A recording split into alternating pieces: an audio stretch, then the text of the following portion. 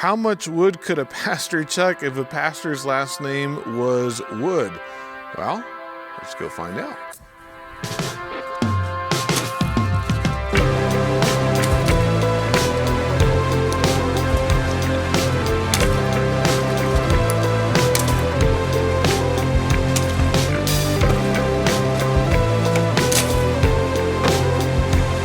I don't know. I ran out. Some.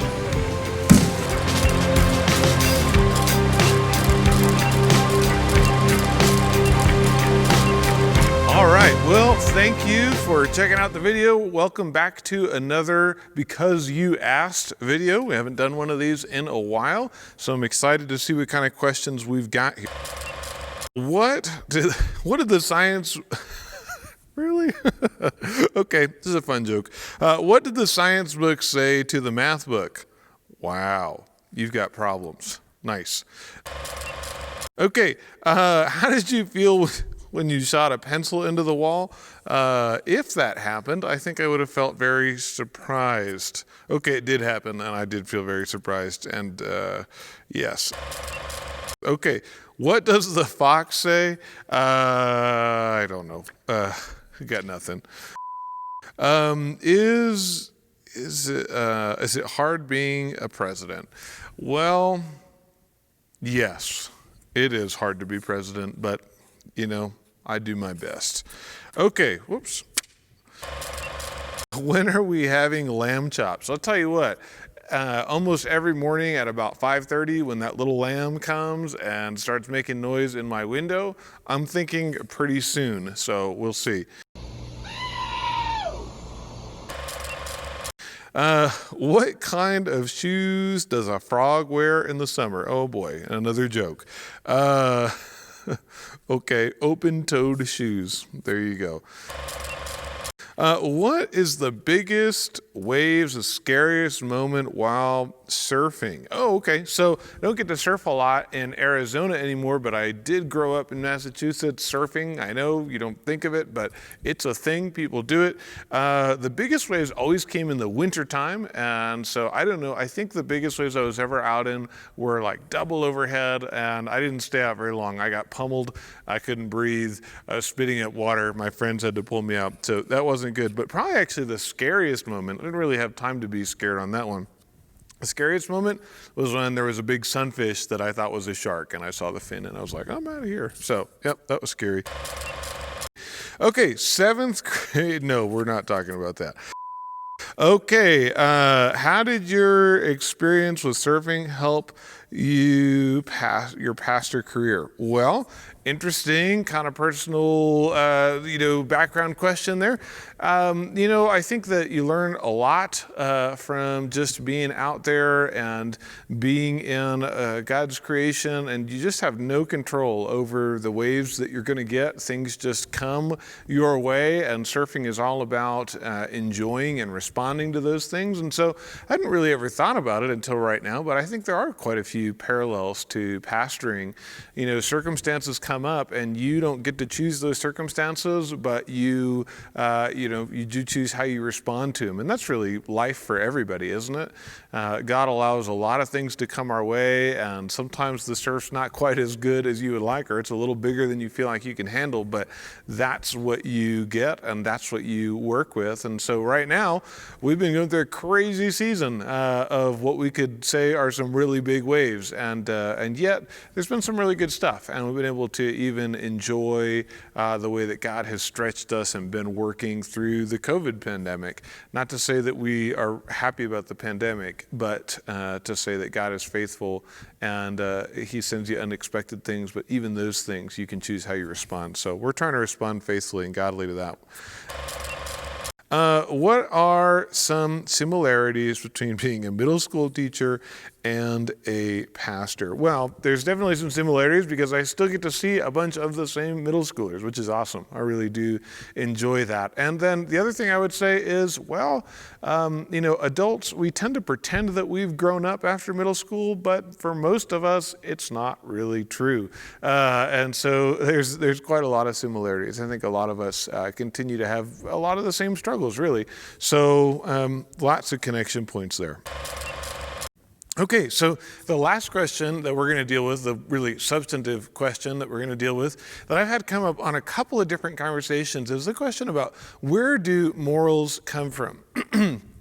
And this is a question that goes all the way back to ancient times. In fact, probably the most famous statement of this that's applicable to our consideration of God and commands from God and morality. So it goes all the way back to ancient times, to Plato. Plato writing a dialogue between Socrates and Euthyphro, and Owen is making jokes over here talking about Euthyphro the ball. What a goofy name. Well, they didn't know English, so they didn't know it would sound goofy.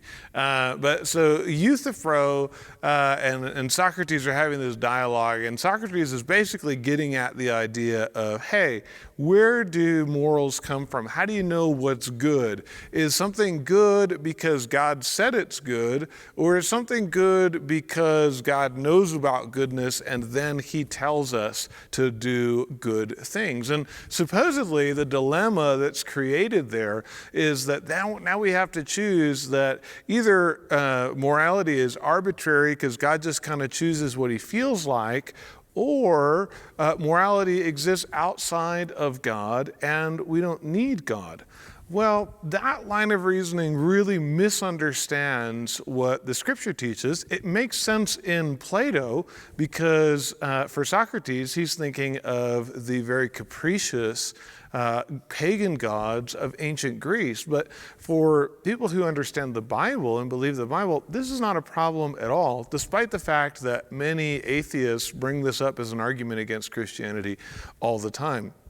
For us as Christians, morality is based in the character of God, which is unchanging. It's what scholars call immutable. It's something that it doesn't change. That's what it means.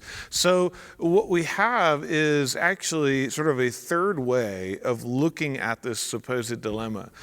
Yes, morality is based in God, but God is not the capricious God of the ancient Greeks. The God of the Bible is a consistent God. And so we know what is right because what we are to do is to align our character with the character of God. So if you go to 1 Peter 1:15, what you'll see is this, I'm reading from the NASB Bible, but like the Holy One who called you, be holy yourselves also in your behavior, because it's written, now quoting from the Old Testament, you shall be holy, for I am holy. Well, that's just one place where we see a summary of where Christian morality comes from.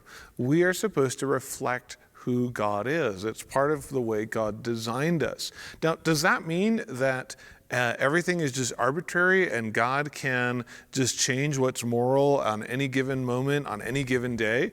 Well, no, because the character of God is consistent. Character of God is unchanging. Where do we see that? Well, we see that in quite a few places in the Bible, but here's one place where we see it really clearly. In James chapter 1, verse 17, we read this, every good thing given and every perfect gift is from above, coming down from the Father of lights. And here's a really important part for our conversation, with whom there is no variation or shifting shadow. Or you'll remember that we read about how Jesus Christ is the same yesterday, today, and forever. He's unchanging. There's no shifting variation or shadow within God. God's character is consistent. God's character is the standard for morality. And so I think actually that whole Euthyphro dilemma, as it's called, should be flipped around to people who don't believe in God. And we should really ask them the same sort of question. Hey, where do your moral standards come from? Where, if you don't believe in God, and particularly if you don't believe in the Christian God, because other gods from other religions, not all other religions, but many of them, they are capricious and they are changing. But the Christian God is a God who is immutable. So if you don't believe in that God, where do your standards of morality come from? Do they come from outside of you? And if so, where? What's the source? Or do they just, or do you just do what you want and then call that good based on your own feelings? You know, most people in our day basically function on a consensus form of morality. What they mean by that is that if people sort of agree on it, then it must be right. The problem with that is that throughout history, there have been a lot of people who have believed that what they were doing was right, and we look back on it and we say it was atrocious and wrong. Almost every genocide that has occurred, we could say that the people who committed that genocide, they truly believed that what they were doing is right. And if your standard of morality is a consensus view, that as long as the people were in consensus, a majority of people thought that it was right and good, then anything can become right and good as long as there is a majority or a strong group of people. And so I think a great question for other people is to say, hey, where does your morality come from? My morality as a Christian, it comes from the unchanging, immutable character of God. That is the standard for morality.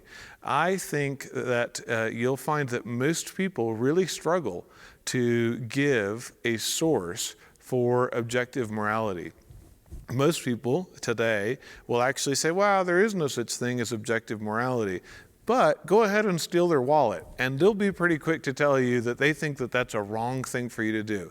And then give it back, don't keep it. But ask them, why? Why is this wrong? Where do your ethics come from? I know that's wrong as a Christian because it goes against the character of my unchanging God. And so Scripture, when we look at it and we understand who God is, completely avoids this so-called dilemma altogether. And yet every other system of morality that I'm aware of does indeed run into this problem. Are things right because you think they're right? Or is there some outside objective standard? And if there's an outside objective standard, then where does it come from? And if it's just your personal opinion, why does everybody else have to do what you think is right or wrong? So I hope that's helpful for you. I can speak sometimes. I hope that is helpful to you as you think through the question of where morality comes from. Get into this book. Get to know the character of God. He is unchanging. He's consistent. He's the same yesterday, today, and forever. He is the standard. Thanks.